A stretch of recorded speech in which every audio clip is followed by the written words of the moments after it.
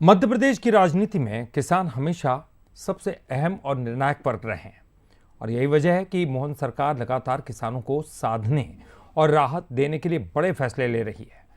अब सरकार ने इंटरेस्ट फ्री कृषि ऋण व्यवस्था में बड़ा बदलाव करते हुए किसानों को नई राहत दी है। सरकार के इस फैसले को जहां किसान हितैषी कदम माना जा रहा है, वहीं विपक्ष इसे राजनीतिक रणनीति से जोड़कर देख रहा है।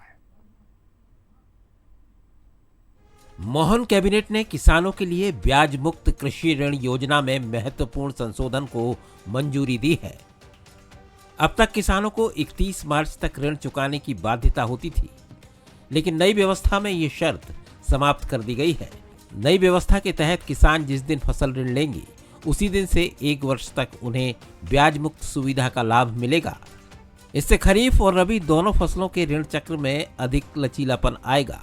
सरकार का दावा है कि इस फैसले से किसानों को खेती के लिए समय पर और आसान वित्तीय सहायता मिलेगी। प्रदेश में हर साल लगभग 25,000 करोड़ रुपए का ब्याज मुक्त फसल ऋण दिया जाता है। मध्य प्रदेश में 0% के ऊपर किसानों को ऋण दिया जाता है। वह ऋण करीब 25,000 करोड़ रुपए के आसपास बांटा जाता है। रबी और खरीफ की अलग अलग ड्यू डेट थी। इसको अब एक बार जो लोन लेगा उसको साल भर के लिए पूरा प्राप्त हो जाएगा और इसकी ड्यू डेट जो पहले 31 मार्च तक पहले उसको चुकाना पड़ता था, अब उसने अगर अप्रैल में लिया है तो अगले साल 1 अप्रैल को लिया तो उसको 1 अप्रैल देगा, 10 अप्रैल लिया तो अगले साल 10 अप्रैल को भरना पड़ेगा।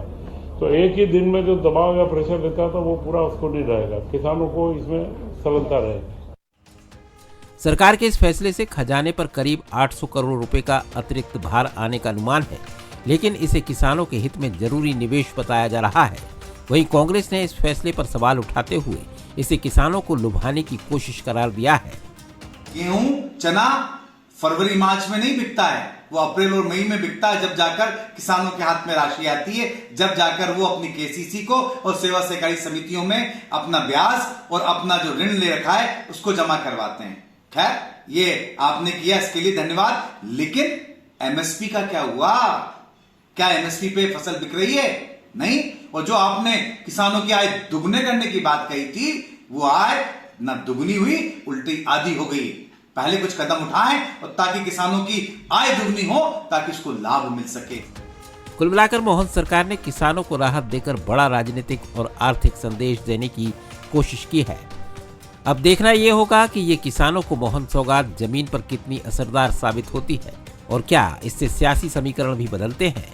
मनोज सैनी, बंसल न्यूज, भोपाल।